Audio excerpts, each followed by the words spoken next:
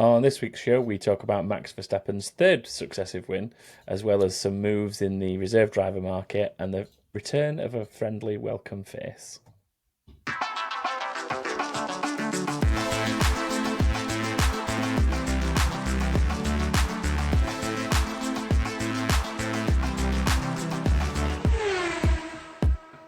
Hello and welcome to another episode of Back of the Grid. I'm your host Tom and I'm joined as always by Chris. Good evening. Good evening.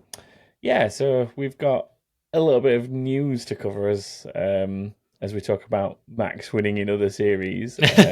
We'll be previewing the Singapore Grand Prix a little bit later, but most people must know about this, but do you want to cover the basics of what Max has been up to, Chris? I'm just looking down a list of news, and it's primarily not F1 related, actually. But here we are. Let's say indirectly. It's an F1 driver, potential future F1 drivers, and an ex-F1 driver. Yeah, okay. So we'll take it. All four things are F1 adjacent. Max Verstappen's won another race. That's newsworthy. Yep. He was back at the Nürburgring, racing in GT3s this time, because he was there a couple of weeks ago. In order to get his license, he had to race in. It was like a detuned GT4, which, do you know what, respect to him, he didn't kind of play that, I'm Max Verstappen card. He just followed the rules and did what he needed to get his license, because in order to race at the Nürburgring, you need specific Nürburgring licenses, such as the weird track it is and the weird rules it has. He went back, made his race debut in a GT3 car alongside a guy called Chris Lollam. And he won. Of course he did. He won. Of course he did. First attempt. Quite convincingly from what I saw as well. In a Ferrari of all cars as well, which is entertaining in and of itself. The first Ferrari win of the season, so to speak, by Max Verstappen. It basically means he's driven in three different categories in three different weekends now, and won two of the three of them, which is wild. I'd love it though. Like, it used to be such a common thing for F1 drivers to go and do other things. Obviously in recent years we had Alonso doing Indy 500 a couple of times. We had Hulkenberg doing Le Mans. But for the most part, it's just not a thing drivers do anymore. I guess because they're the F1 calendar's so big now, but they're also so tied in with just other responsibilities that come with being an F1 driver. So, respect to Red Bull for letting him go and do these things. Just, there's no, he's only doing it just because he wants to go and do it. He said himself, his goal is to do the Nürburgring 24-hour, maybe as early as next year, because it doesn't clash with the calendar. And I love that he's out doing these things. Like, the guy just does live to race. Like, you've got other drivers with their hands in like fashion or music or internet stuff, whatever it may be, and Max just races, and he wants to race, and that's all he wants to do. And it's great. It's so cool to see. It just shows the raw talent, doesn't it, to essentially come from a Formula One weekend to go do that and win it. Like, he basically won a Formula One weekend, then gone and qualified, I think, third on the grid for the Nürburgring race, and then immediately got out to the front of the pack and just kind of run away with it. And then he's coming back to Singapore to do a sprint weekend in the Formula One. I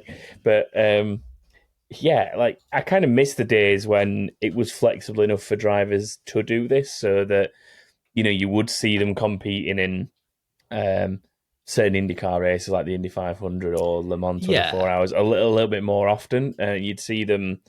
I know it's a long time ago now, but there used to be a point where people were also doing Formula 3 as well as Formula 1, in that weird, just to drive a different category of car over the same race weekend and stuff like that. So I know that's a long time ago, but it feels very like old school, and it's sort of. I find it interesting that like the drivers. I know Hulkenberg wasn't as old as he is now at the time. Same with Alonso, but it's those sort of more seasoned drivers in the past that have gone, I'm going to go do IndyCar, the Indy 500 this year. I'm going to go do Le Mans 24 Hours this year, even though it mixes in with the Formula One season. I mean, I suppose at the point Max is in his career, he's about as experienced within F1 as Hulkenberg was when, if true. not more so, with the number of titles he's got, like in terms of just races completed. Even if he's not quite at the same age Hulkenberg was, just a lot more successful, a lot younger. Yeah, I like it. It does. It shows like that old school, like respect for just racing and like a proper desire to race. I'm all here for it, and kind of hope we see him doing more stuff like this when the calendar allows him to. Yeah, and it's why I don't think he's going to be like your Hamiltons and Alonsos of this world and stick around in the sport like into his late 30s, into his 40s, because the guy clearly loves GT3 racing. Like he basically like set up his own race team in order to have a path into GT3.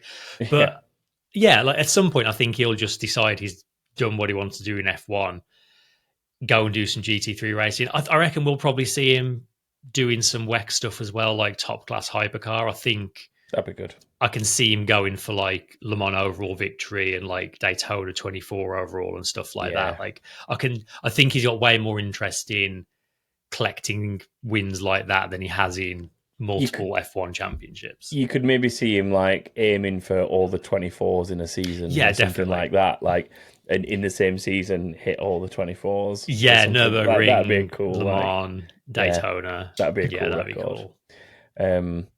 Yeah, I mean, it'd be nice as well if it ever works out at some point for maybe him and Jos to do some more. Yeah, he said he'd love to do racing that as well. together. Because I know we've got the thing with the Brundles are going to be doing something together, aren't they? They're getting into is it Spa? Yeah, Spa 4 hours or something. Something like that. So yeah, it'd be good to like be able to see Max and Jos doing that, and trying to think who else there is around that can do that.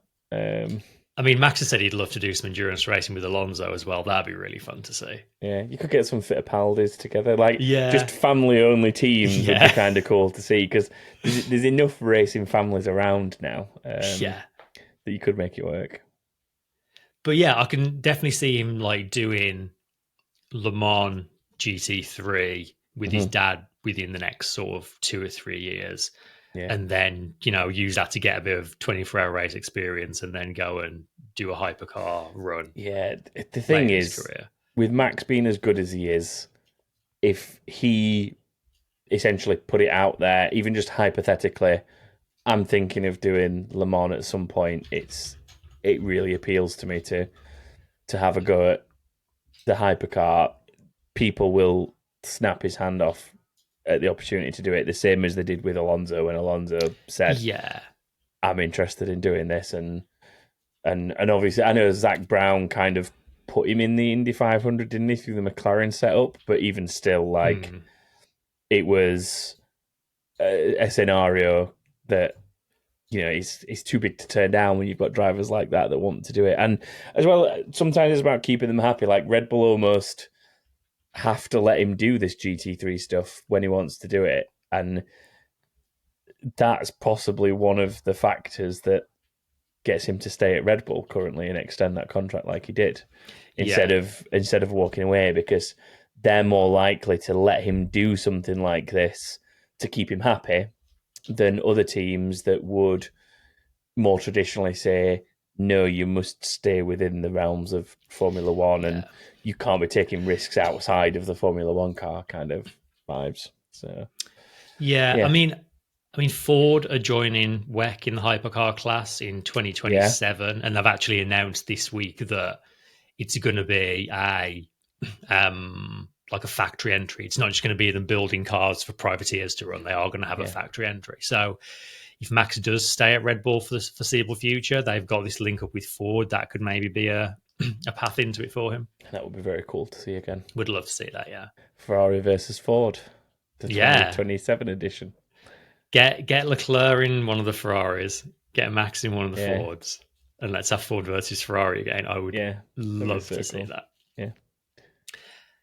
Yeah. Moving on to some other sort of slightly on F1 news, and this makes me a little bit sad.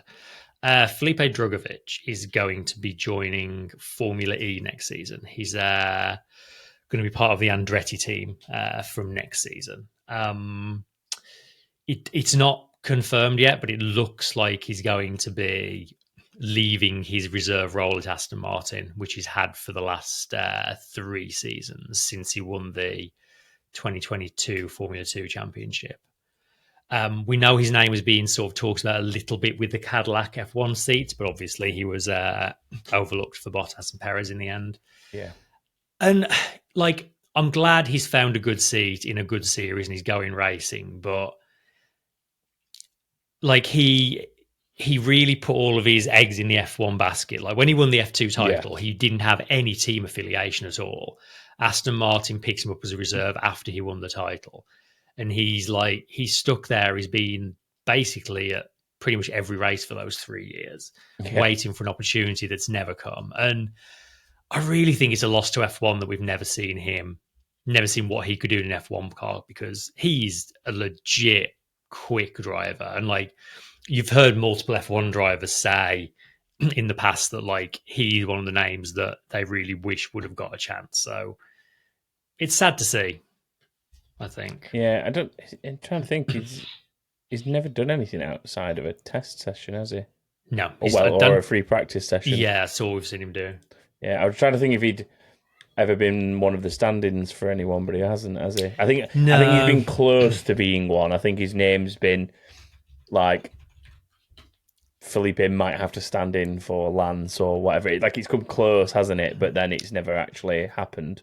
Because there was that one time when Lance withdrew from a race, but it was too late for him to step in. And then a few races ago, there was talk he might be ill, but he ended up doing it anyway. So yeah, and there was like scenarios where Lance had already qualified the car and stuff, so you couldn't then put Felipe Drugovich in it because somebody else had already qualified it. So like it's almost like Lance has always done just enough to make sure Felipe doesn't get a chance and then withdrawn from the race. It's such a shame. Yeah, he's done 7 FP1 sessions by the looks of it, I think. And as I remember, he's always looked good and been competitive. But yeah, it looks like he's finally kind of admitted defeat almost, and he's off to do something else. You never know. The Cadillac connection makes sense though, because he's raced with them a couple of times in Le Mans, hasn't he? In the last couple of seasons for the Le Mans 24 Hours. So, like, the connection's already there. He's come very close to being considered for their F1 seat, but been pipped by those drivers that have already got like a good number of years' experience. I think staying with a team like Cadillac and going into FE, if he can have a decent year or two in Formula E, there's every chance that Cadillac might try and do something like what we saw with Nick de Vries and bring him back at some point. If they can, if they're getting good performance out of him in Formula E, so bring him full circle. It might just be, part of me suspects that like, although he's only a reserve driver, maybe there's clauses that stop him going directly to another F1 team, for example. This might be a bit of a loophole of Cadillac getting him under their wing into their program, but not directly with the F1 team. Yeah. Possibly. I don't know. I mean, with the Andretti connection to Cadillac, maybe they'll use him for some sim stuff. I mean, Cadillac are going to need to do young driver FP1 runs as well, so maybe they'll bring him for some of those as well. So, yeah, he might not be completely shutting that door, but this is the first time he's committed to like a full racing season since his F2 championship. Yeah, as you say, he's done odd races here and there in endurance, but trying to think what the grid's looking like for Formula E, because we're not going to be too far away from Formula E starting, are we? Because it's usually November time. As is usually the case, there's been lots of moving around because... Yeah, always. So Penske is Gunther and Barnard, Jaguars Evans and an open seat, Degrassi's moved to Yamaha with Zay Maloney. Envision is Bohemian Ericsson, Nissan Nato and Roland, Mahindra, De Vries Mortara, which I think has stayed the same. And Drugovich is going to be with Jake Dennis, of course, Andretti. Verline staying at Porsche, and there's an open seat there. Citroen, which is what were previously another French brand, because they seem to change which brand it is every few years. But that's still Jev and Cassidy. And then Cupra's still open as well. There you go. But yeah, tons of movement. But yeah, it starts 6th of December, that season starts. December, not November. Yes, there's all the time, yeah. Yeah, so it'll be interesting to see how that all pans out. Yeah. Sort of related to young drivers, it's been announced that as of this year, there's going to be a new €1 million prize fund for the top 5 finishers in Formula 3 to basically help them with their transition to Formula 2. So the champion gets €300,000, and then each place lower gets 50,000 less, down to P5. And I didn't realise this. Pirelli already give the F3 champion €300,000 of their own. I didn't realise they already did. I thought that was a new incentive on top of this. No, apparently that's the thing Pirelli already do. I guess because they are they like not a title sponsor? They're a big sponsor of the feeder series anyway. Yeah, I mean they're sole tyre supplier the same as they are for Formula One, so it's a contract that must trickle down to some degree. So the F3 champion now is going to be getting €600,000 prize money, which, I mean, the Bruno Michael, who's the F2 and F3 CEO, he kind of acknowledged that that's still nowhere near enough to fund a full season. But I think their concern is drivers doing well in F3 sometimes struggle to get the funding together for an F2 seat, but also I feel like we see more and more. You get to sort of 2/3 of the way through the season and you start seeing drivers dropping out of their seats and replacements coming in. So I think they're trying to avoid that as well. Because I think generally it's thought to be like funding an F2 seat is like several million euro a year, like 2.5 million is kind of the lower estimates from what I've seen. It's good though. I think it's a really positive thing that the FIA are thinking in these terms, and because these feeder series are still so expensive.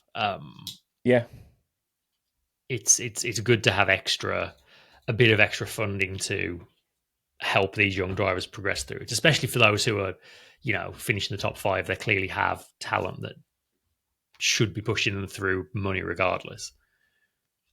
Yeah, and I think it's at least a better scenario that the Formula 2 potential drivers, like essentially these finish at the top end of Formula 3, are getting a little bit of a leg up into Formula 2, because they've at least still got to go find their own sponsors, which is a little bit of like motor racing's expensive, especially at that level. Yeah. The teams need to support funding the series and being present at it somehow. I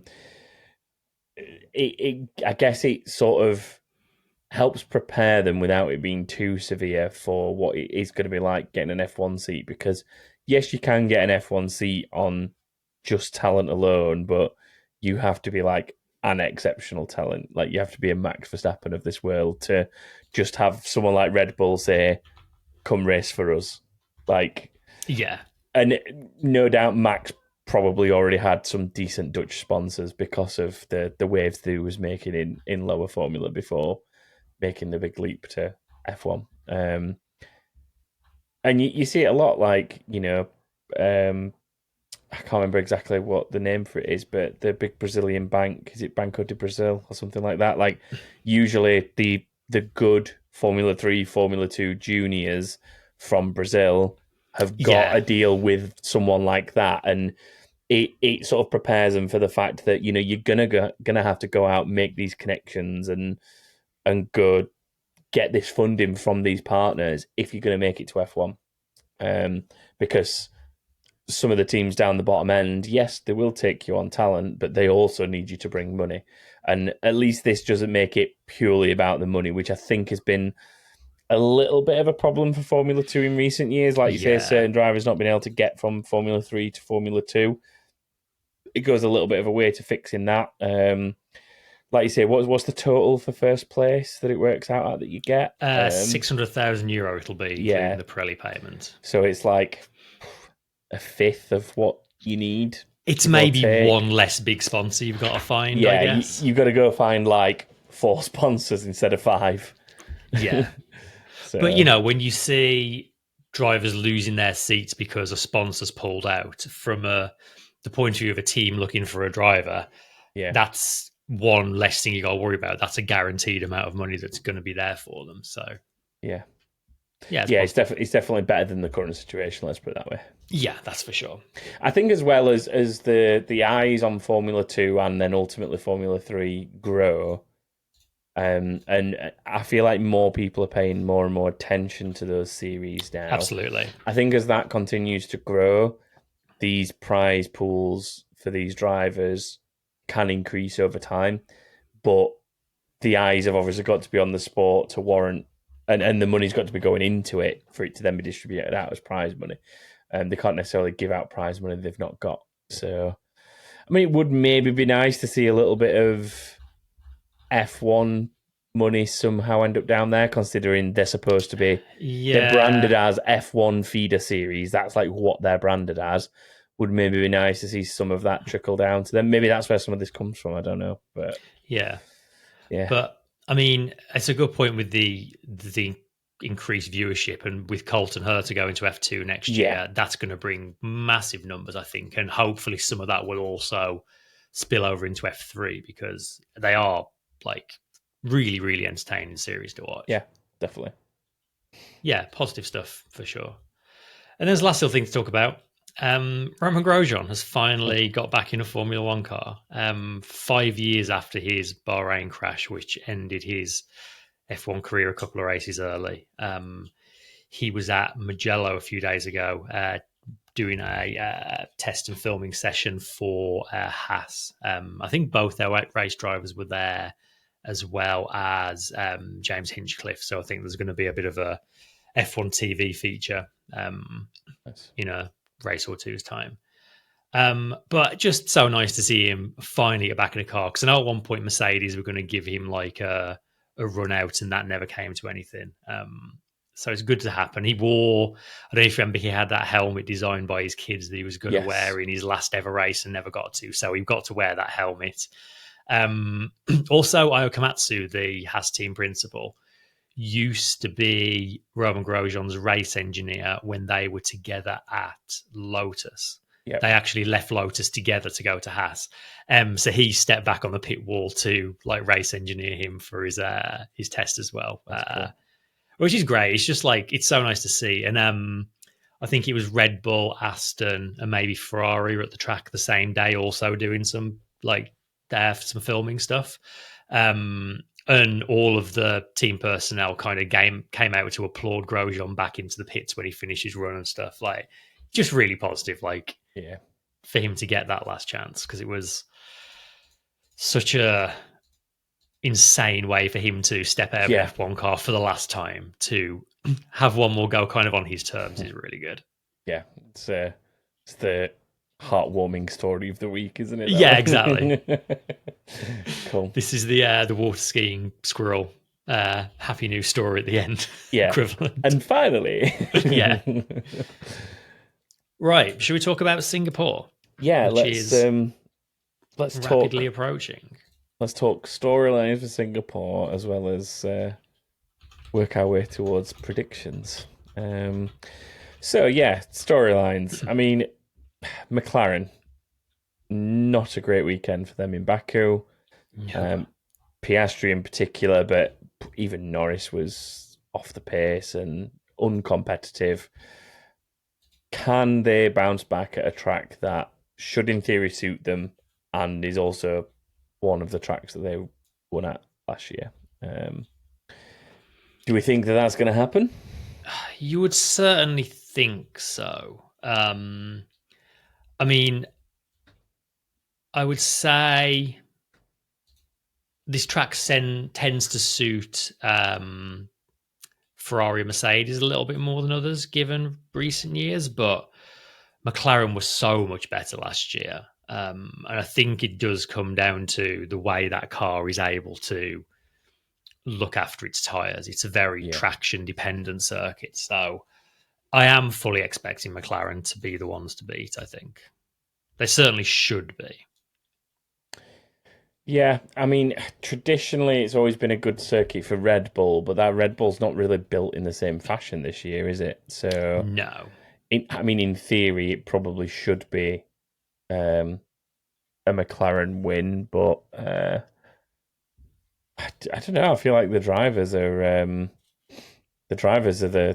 just their own worst enemies at the minute. Like they were both really off the boil in Baku, so it's one of those things. Like, are they going to come back after a week away that with the right mentality and the right headspace to go get the results? Because it's obviously another tight circuit. It's another tight circuit where a single mistake is quite potentially session-ending. Race Arguably ending. even less forgiving than Baku. Yeah, I mean, it's a lot tighter and a lot twistier, isn't it? So, yeah, and probably harder. It is harder to overtake here than it is at Baku, isn't it? So, it leans towards that Monaco tradition of like qualifying's pretty important. Because although it's easier to overtake here than it is Monaco, it's still not all that easy, is it, realistically? So, I mean, I guess that brings us on to the other half of this, where if we think McLaren may or may not bounce back, is Max going to be able to get in the mix with them, compete with them, and maybe even upset them again? I think this weekend is going to tell us if there's. I mean, it's already the slimmest of chances that Max could fight back and win this championship. I think this weekend is going to tell us just how thin that chance is, because if they can do well here, then I think it is potentially game on.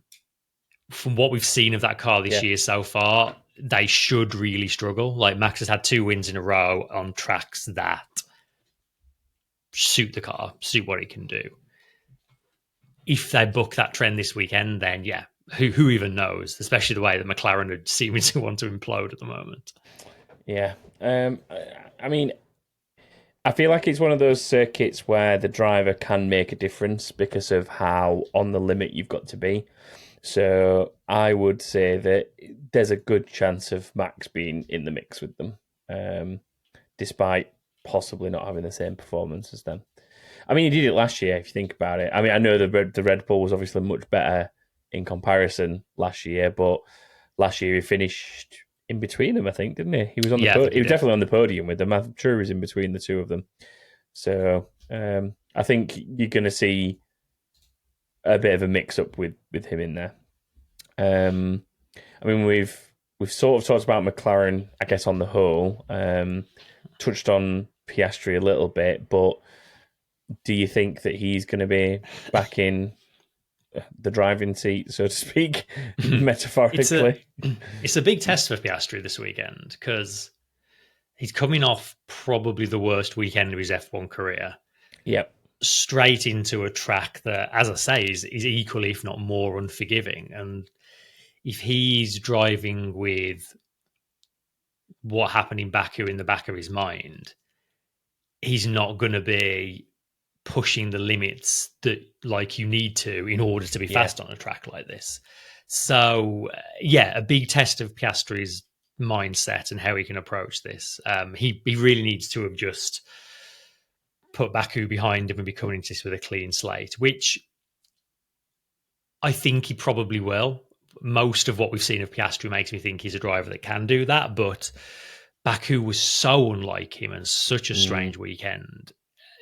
There's a slight question mark over it. Yeah, I think this will be like that first real test. So there was kind of that scenario right at the beginning of the season with what happened in Australia, where he spun out and dropped a lot of points, finished 8th, wasn't it, or something like that in the end. Finished quite a long way down. And he came back from that as well as you'd expect. But I don't think that was anywhere near the extent of what we saw in Baku, in terms of just because Baku just felt like he didn't get a good session, full stop. So yeah, it'd be really interesting to see if he can come back from that, like we've seen him come back from other stuff, less serious. I think overall, McLaren have probably got what it takes between these two drivers and their performance to finally seal out the constructors. I can't see anyone getting in the way of that this weekend. Like, even if they don't win the race, even if something does happen with the likes of Max and they don't win the race, what is it? They need 13 points, I think. Yeah, basically one driver on the podium's enough. So yeah, I don't think we're going to see any issues there. So there's at least that to look forward to if you're a McLaren fan, regardless. As I say here in my Ferrari cap, we have to talk about Ferrari. Do we think that the little glimmers of hope we've seen over the last few races, well, the last 2 races probably, do we think that we might see a performance from them? Because, again, they've traditionally gone relatively well here, similar to Red Bull, interestingly. They have.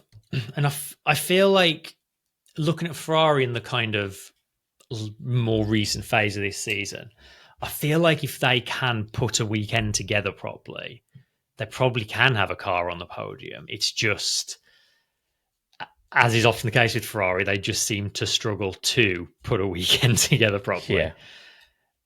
I wouldn't be hugely surprised to see one of them on the podium this season, this weekend. But they're really going to have to get everything right, I think, too.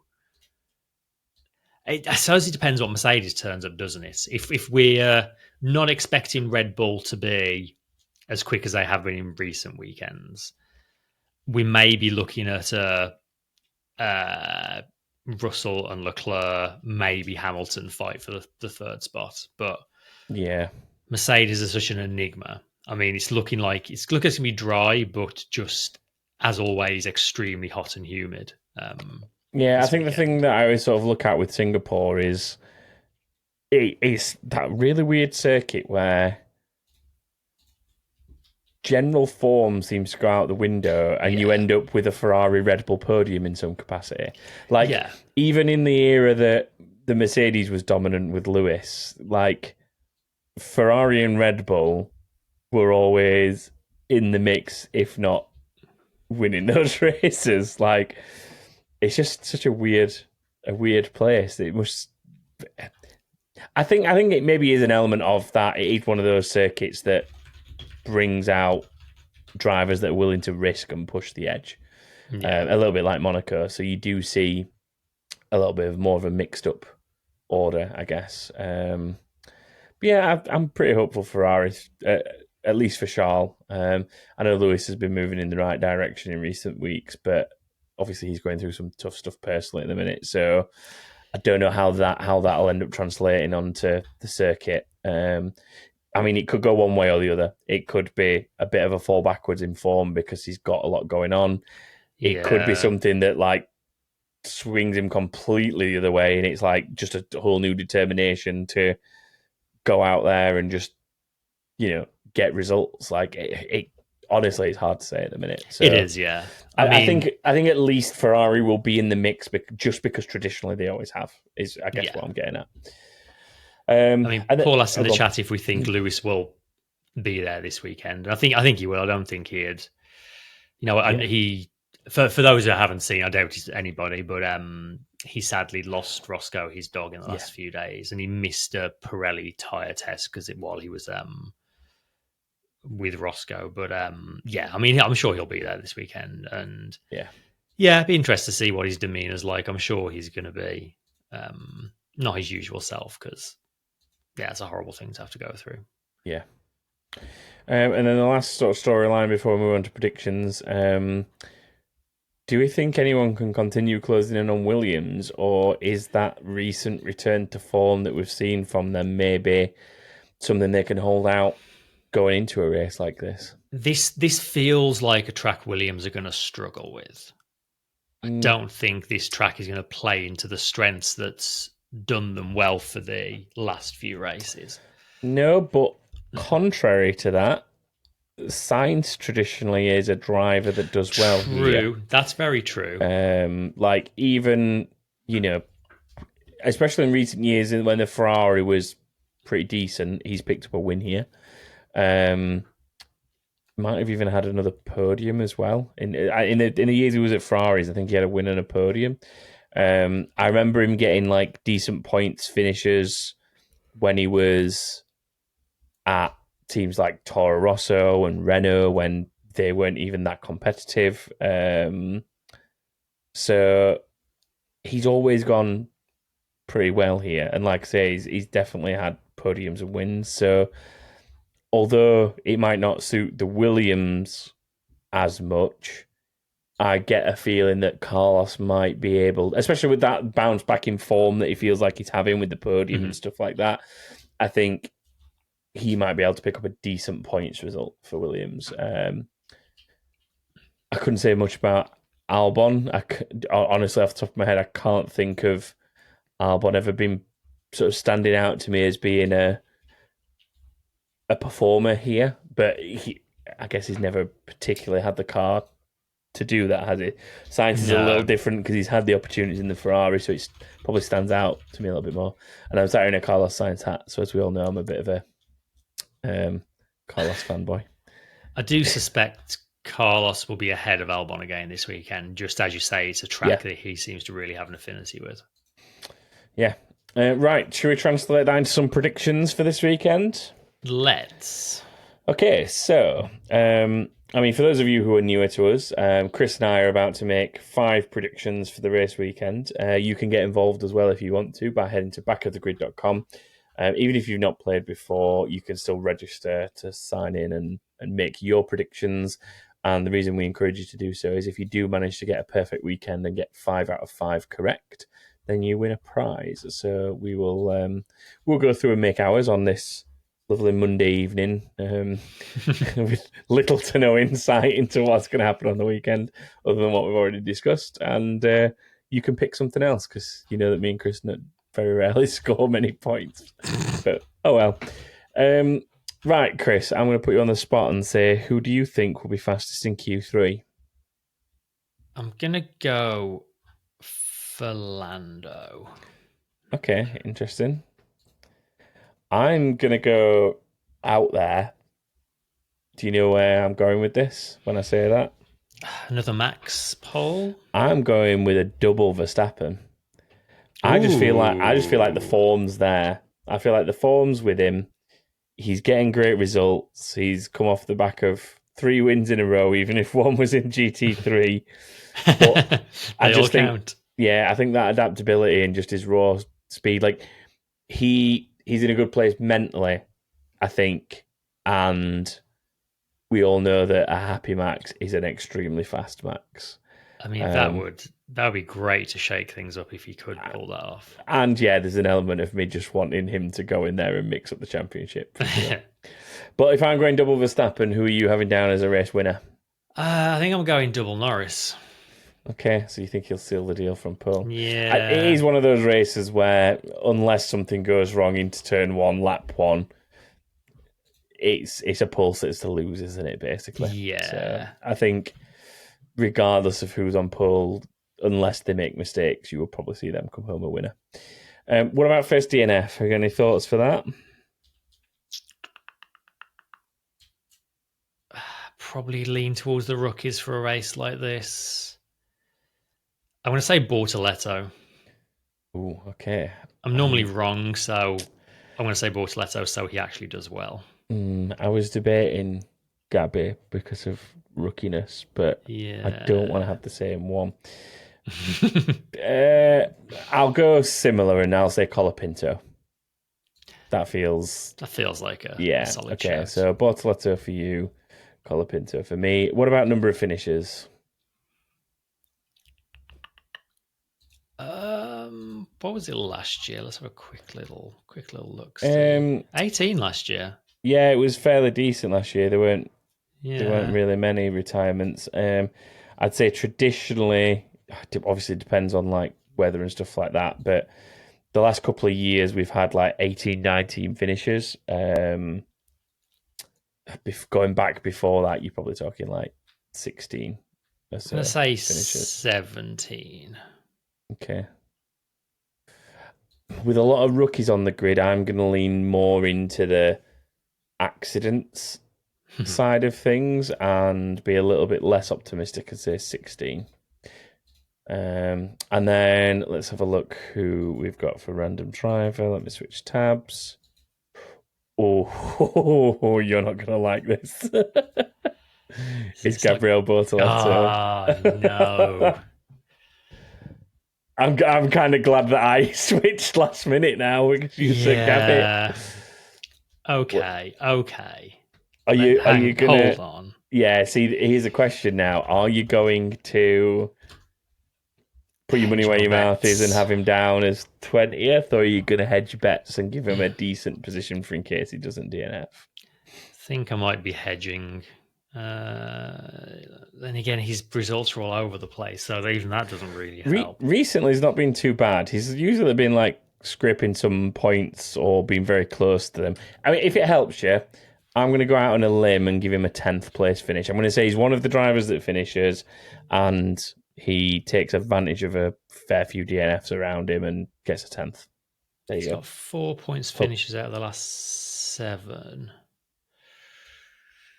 No, I think Sauber we're going to struggle a bit here, so I'm going to put him like 13th. Okay, that's fair. There we go. That's us. That easy. It is that easy. As I said before, if you want to get involved, head to backofthegrid.com and you can submit your predictions. There's also links there to our fantasy leagues with GridRival and the official F1 fantasy games. So if you're interested in checking those out, you can see those there as well. But that's it for this week, I think, isn't it? So it is. Yeah, we hope you enjoy the Singapore Grand Prix, whoever you may be supporting. And we will be back next week to review it all and wrap it all up. So we will see you then. Goodbye, everyone. Bye.